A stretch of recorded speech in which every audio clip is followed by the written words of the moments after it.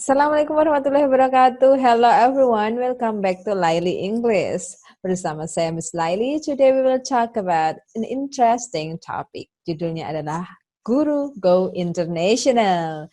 Dan bagaimana agar bisa go international? Langsung saja kita akan berbincang-bincang dengan special guest pada hari ini, yaitu Miss Intan dari Pendidikan Bahasa Inggris Universitas Islam Indonesia. Assalamualaikum warahmatullahi wabarakatuh. Waalaikumsalam warahmatullahi wabarakatuh. Selamat pagi semuanya. Selamat pagi. Ini kita mendatangkan dosen tamu nih, dosen terbang dari Kayangan, dari Universitas Islam Indonesia. Halo Miss Intan. Halo Miss Laili. Ya ampun, kita dari Kayangan semua ya ini.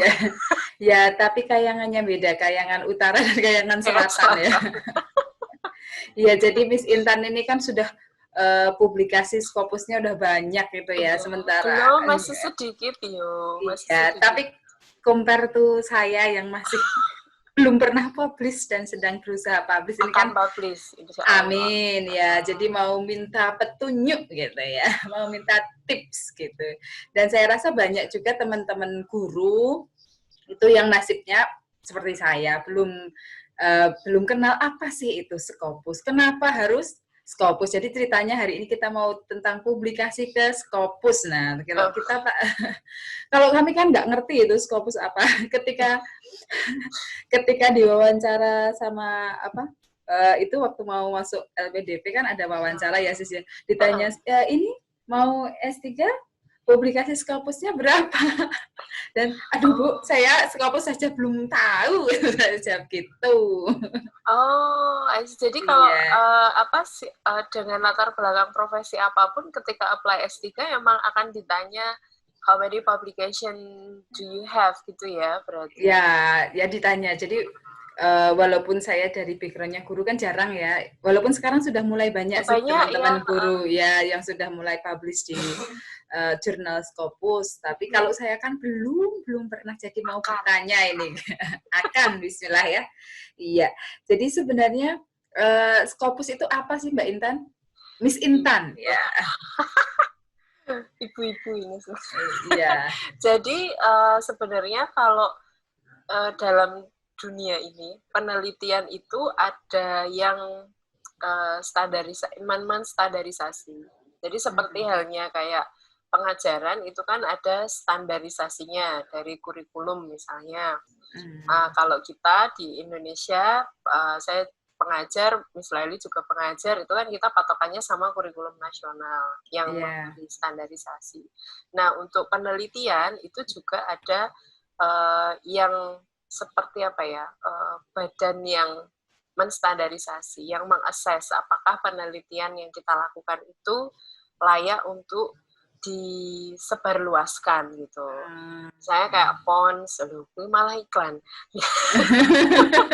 Itu dari 10 wanita sukses gitu ya, semakin penting misalnya. Itu kan dia sudah publish itu worldwide. Nah, itu harus ada lembaga yang menstandarisasi atau mengakses apakah penelitiannya itu sudah benar atau belum gitu. Nah, salah satunya itu adalah dari Scopusnya itu. Jadi Scopus ini sebenarnya pengindeks publikasi yang berdasarkan hasil penelitian. Gitu.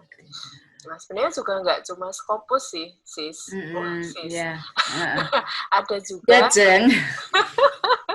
yang mungkin sekarang lebih dianggap lebih reliable karena dia kalau Scopus ini di beberapa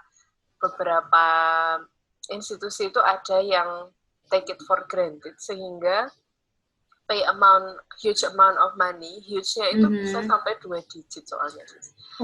We wish that itu nggak terjadi gitu ya. Makanya waktu itu kan ada indexing lain namanya Web of Science. Kalau Web of Science ini insya Allah tidak banyak yang berbayar. Maksudnya nggak berbayar, hampir banyak yang nggak berbayar. Nah itu yang tidak berbayar itu yang kita mau tanya-tanya gitu ya. Karena kalau 2 digit Kalau 2 digit itu saya taunya Rp50 ya. Bukan 5. Sama-sama. Dan itu kalau 2 digit kita rupiahkan bisa buat beli motor atau apa. Sebenarnya Ya. concernnya lebih ke situ. Tapi memang ketika kita, ya sama sih kayak kita ngajar, terus kita mau di-assess sama badan standarisasi gitu kan, kita kayak, waduh gitu ya, kepontal-pontal, terseok-seok gitu ya. Sama sebenarnya kalau kita publikasi di jurnal yang indexingnya memang dari reliable, legitimate atau reliable bureau gitu ya, badan itu ya memang nanti resikonya jadi harus ngono kuwi feedback, revisi berkali-kali ya. Jadi nanti prosesnya tidak hanya masukkan terus jadi gitu ya. Iya, sekali. Tapi sebelum memikirkan yang serem-serem itu tips dulu dong sis. Jadi sis juga kan.